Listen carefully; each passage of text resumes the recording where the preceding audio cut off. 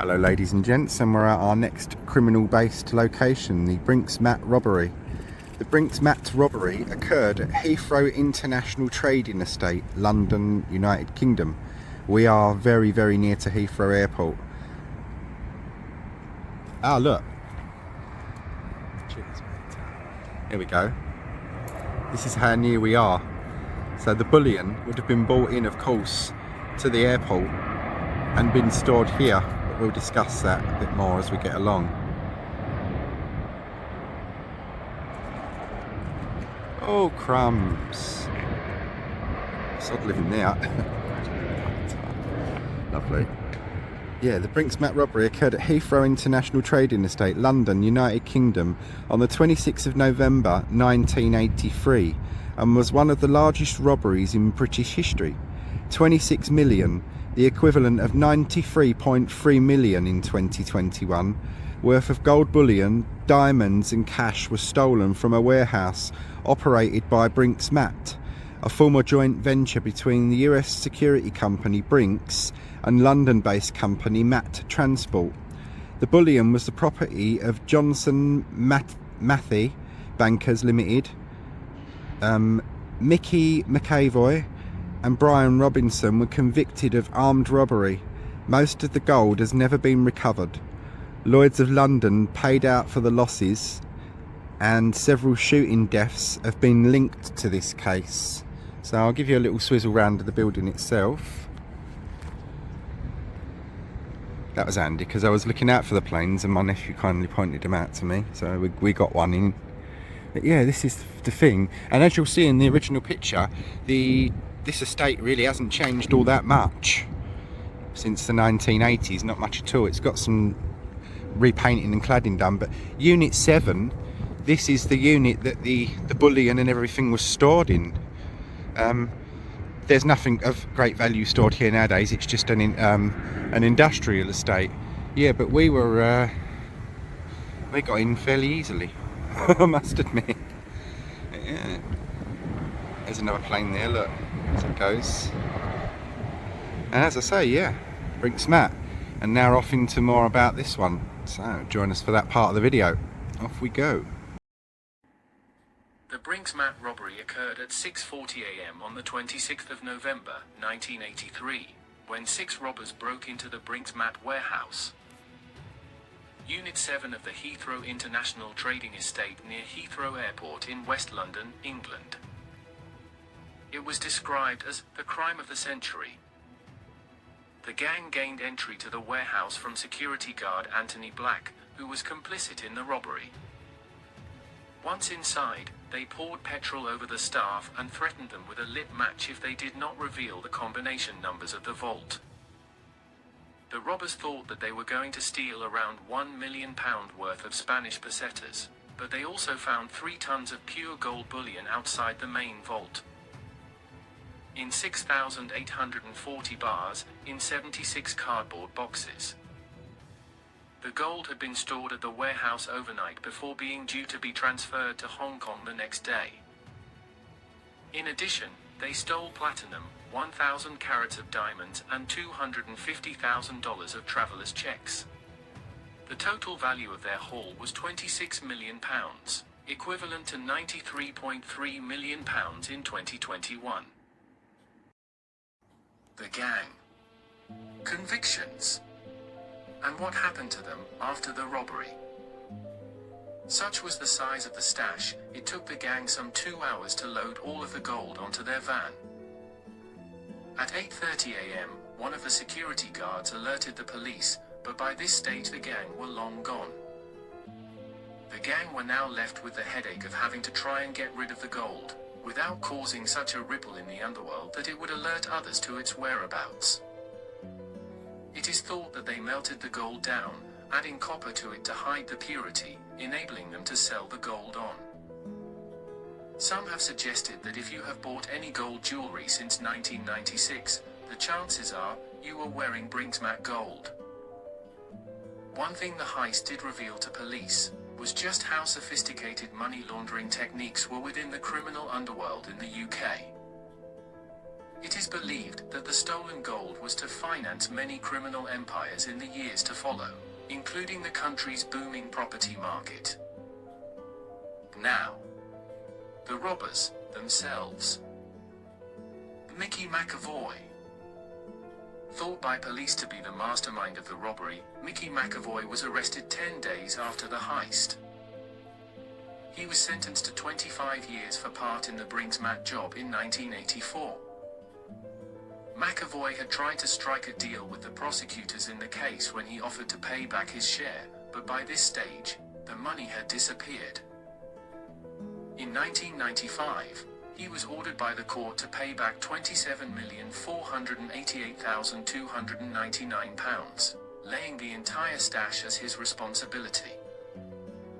He was released on parole in 2000. After his release, McAvoy moved to Spain where he died in January 2023 after a long battle with cancer. McAvoy was 71 years old at the time of his death. Anthony Tony Black. Security guard, an inside man. It was Black who led the gang into the depot. Brian Robinson. It was only in December 1983 that Brian Robinson was arrested, after he was named by the security guard Tony Black. The inside man and security guard on the day of the robbery was none other than the brother-in-law of Robinson. Brian Robinson was convicted of armed robbery and sentenced to 25 years in prison.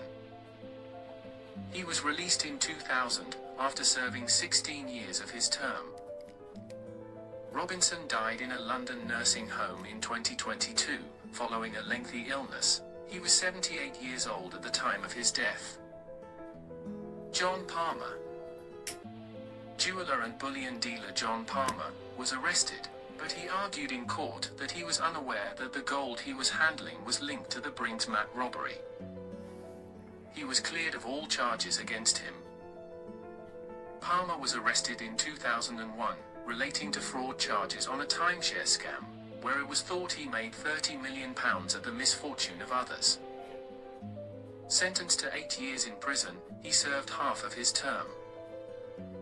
In 2007 he was arrested again on fraud charges and this time spent 2 years in a Spanish prison as a result. He was shot dead at his home in Essex in June 2015, where he had 6 bullet holes in him.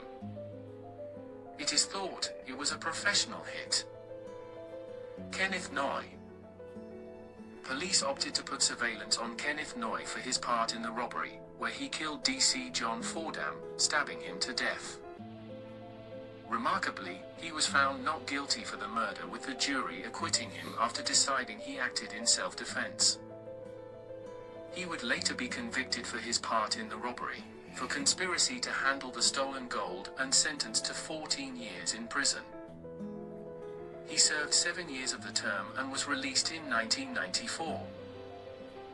Noy would later be convicted of killing a man in a road rage incident and was to serve 21 years for the murder. He was released in 2019. Noy has links to some of the culprits of the Hatton Garden heist. Another documentary, which will be hitting the page soon. Brian Perry. Perry was convicted for his part in the Brinks-Matt heist, charged with disposing of the stolen gold bullion. At the Old Bailey, he was sentenced to 9 years in prison for handling stolen goods in 1992. In 2001, he was shot dead outside his minicab office in Bermondsey. George Francis. The man suspected of handling the stolen gold bullion, George Francis, was shot dead outside his courier business in Bermondsey in 2003. His killer was an underworld villain called John O'Flynn, an ex-associate of the Cray twins, who was suspected to have been involved in the laundering of the gold from the Brinks-Matt robbery also. Other outsiders linked to and convicted over their parts in the Brinks-Matt robbery. Garth Chappell was jailed for 10 years for conspiring to handle stolen goods, and was also fined £200,000. Brian Reeder jailed for 8 years for conspiring to handle stolen goods. Both men were also convicted of fraudulently conspiring to evade VAT payments.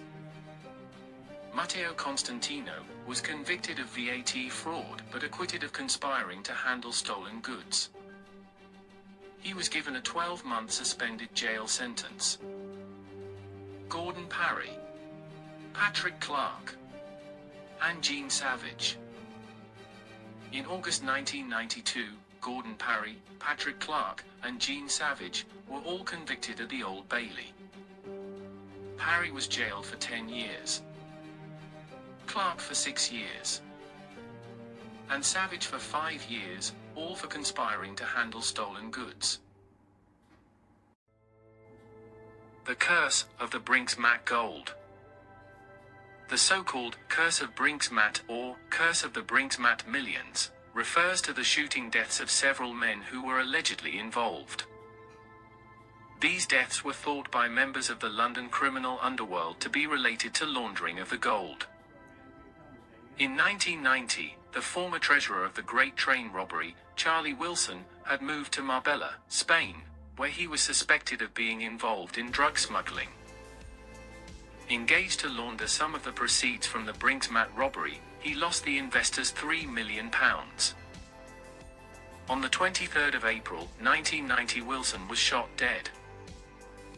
Nick Whiting, an old school friend of Noy who was questioned on laundering, was found dead after being shot twice and stabbed in 1990. Donald Urquhart was one of the launderers of the proceeds of the robbery. He was shot dead in January 1993 on Marylebone High Street in central London. The Supergrass Kenneth Regan assisted police with information about Urquhart's murder. Graham West was subsequently jailed for Urquhart's killing, as was his accomplice Geoffrey Heath, who planned the murder. In 1996, Keith Headley, a suspected money launderer whose home was searched during the investigation, was shot dead on his yacht in the Mediterranean Sea. On the 5th of December 1998, Hatton Garden jeweller Solly Nahome was shot dead outside his home. Nahome was a financier, an associate of the Adams family, who were also suspected of having been involved in the laundering of the Brinks-Matt gold. Prior to his murder, Nahome's associate and jeweler Gilbert Winter had disappeared from the home that he shared with his girlfriend on the 9th of March, 1998. It was thought that Nahome and Winter were murdered over the disappearance of £800,000 from a cannabis deal, while it was suspected that a rival gang murdered Nahome and Winter to cause disruption. In November 2001, Brian Perry was shot 3 times in the head in Deptford. On the 14th of May, 2003, George Francis was shot dead by John O'Flynn, outside Francis Courier Business, in Bermondsey. Francis was a former associate of the Crays and was believed to have been involved in the laundering of the gold. On the 24th of June, 2015, John Goldfinger Palmer was shot dead. And that, ladies and gentlemen, is the Brinks-Matt robbery. Thanks for watching, and I hope you've all found this interesting. If you did, please give it a like and a share. Thanks all.